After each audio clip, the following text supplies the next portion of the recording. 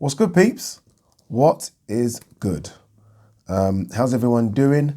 Hopefully you're all doing very well. If you're new to the channel, don't forget to hit that subscribe button. Don't forget as well, please, to like and share the vids. Thank you so much to everyone that is still doing it. All right, let's get into this video. I feel like I'm doing this video so late. And I don't mean late as in time, and it is quite late actually. It's just coming up to 11. I mean late as in I should have done this video at least a week, maybe even 2 weeks ago. I think we have a sleeper, ladies and gentlemen.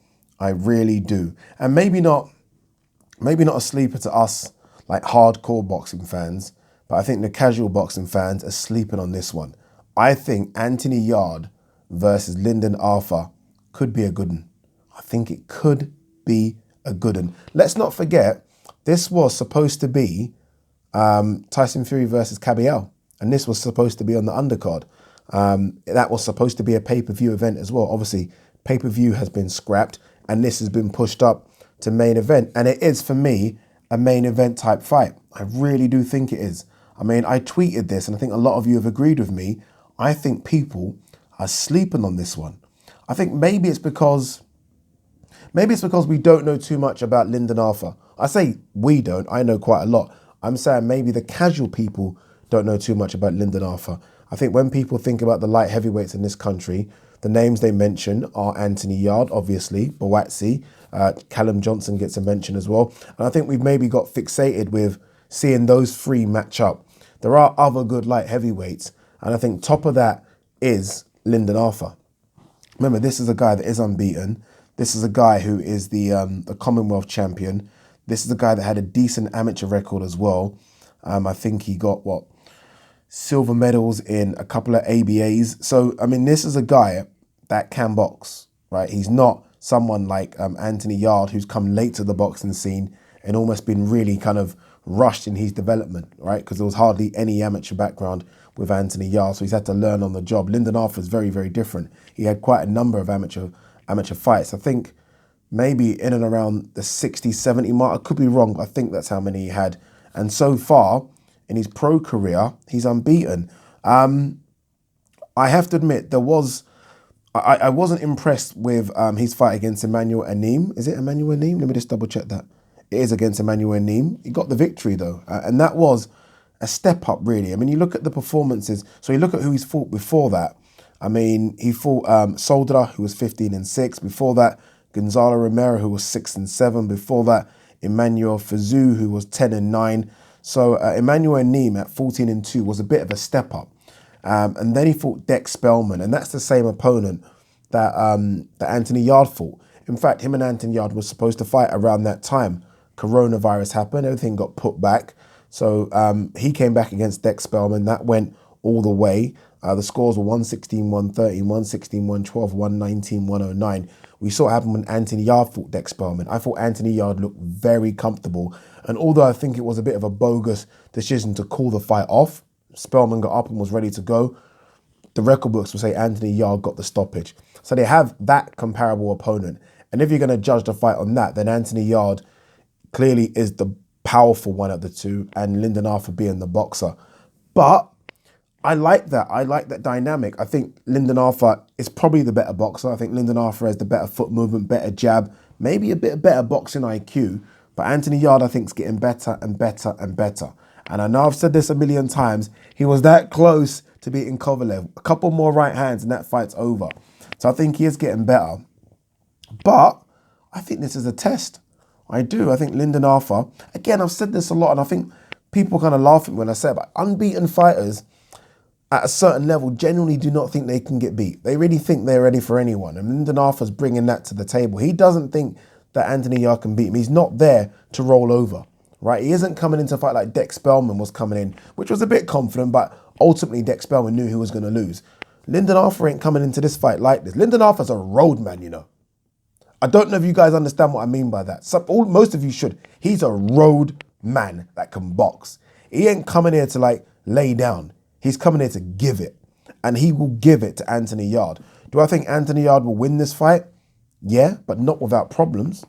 I really do. And another thing as well, Anthony Yarde is clearly the more powerful of the two, right? Anthony Yarde's a big, strong guy. I mean, fucking massive guy.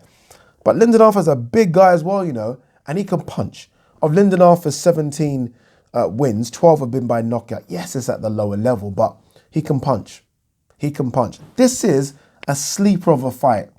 I don't know why we're not really talking about it. I don't know if it's because we are excited about Danny Garcia Spence, which was obviously going to be in the same, it's tomorrow as well. Maybe because, again, this was supposed to be Tyson Fury Caviar. Maybe some people are talking about Billy Joe Saunders, Martin Murray. But this is a fight that I've been really looking forward to. I really have. And I like it. I do like it. If Anthony Yarde wins, I think he'll win by late stoppage. If Lyndon Arthur wins, then don't know.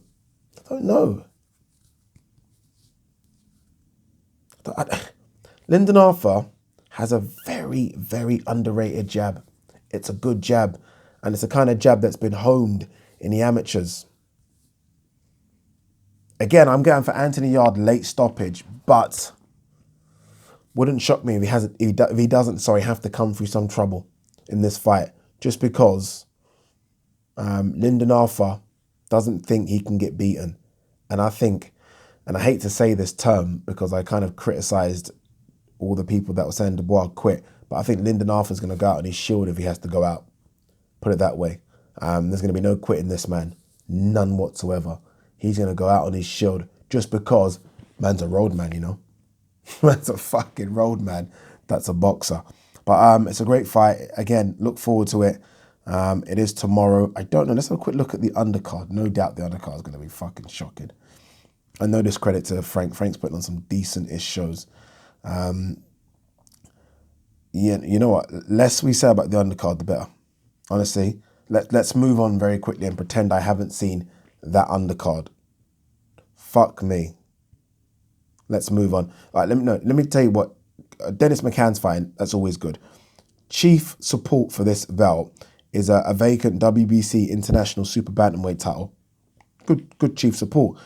Chris Burke is fighting it. He's 8-0. His opponent is 18-17. I'm guessing that might be a last minute replacement, but the undercard is shocking. Like Muhammad Ali's on the undercard as well. 1-0 featherweight. Obviously, look, he's 1-0. He's not going to fight anyone. He's fighting someone that's 7 and 105. I mean, there's journeyman and there's journeyman. 7 and 105. And Carol Itoma is making his debut light heavyweight. He's fighting Louis Van Poch, who's 9 and 123. Let's move on from that undercard very quickly, shall we? I do wonder if the undercard would have been any different if Tyson Fury was fighting and it was a pay-per-view event. But hey, yes, that's happening. All right, let's quickly talk about some news before we wrap. It's such a quick video. Errol Spence, Danny Garcia both made weight. That fight is on. I can't wait. Bob Arum saying that Wilder has no rights to the third Fury fight. Claim will be denied. I don't know. By the way, I'm recording this just as Martin Murray versus Billy Joe Saunders is going on. Let me quickly have a look at Boxing Scene's live scorecard, like round by round. So far, they've got every single round, Billy Joe Saunders. So at the moment, going into round 7, they've got it 60-54. Yeah, I'll watch the highlights of it. I know people are like, Ade, you got a boxing channel? No, I'll watch the highlights. I will watch the highlights. All right, is there any other quick news before we wrap? This was only supposed to just shine a light on Lyndon Arthur versus Anthony Yarde, so you guys would watch it. 2 seconds. Billy Joe Saunders saying 4 or 5 weeks is not enough time for Smith to prepare to beat Canelo. That makes me think.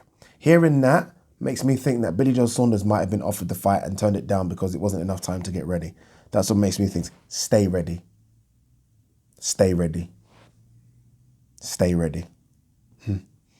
That's what I say. But I'm not a fighter, so I fully understand it. But stay ready.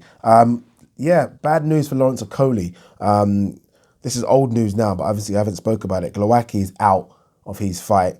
I don't know what happens now. I don't know if it's still a title fight. I don't know if they can find anyone in time for it to make it a title fight. Obviously, they're going to have to find someone that's within, I guess, the top 10 of the WBO rankings. Who's going to take a fight on a week's notice to fight Lawrence Okolie? Cruiserweights are walking around as heavyweights. They've got to lose that much weight. It's not enough time. I know Riakporhe said he wants to fight Okolie, but they're trying to say, Riakporhe's basically saying that he needs 5 to 6 weeks to get ready for Okolie as well. So I wonder if Okolie's going to fight on the card. If not, it's a shame. But then, look, you wait until Glowacki recovers from COVID and you go again on one of the first cards in January. Maybe you put him in. If Dillian Whyte does fight Povetkin, that's what's scheduled for the 31st of January. You put him in there. So he just tapers down a little bit. Not too much. And then he fights on the 31st of January. But disappointing for that. Is there anything else? That's it. Quick video. Peace.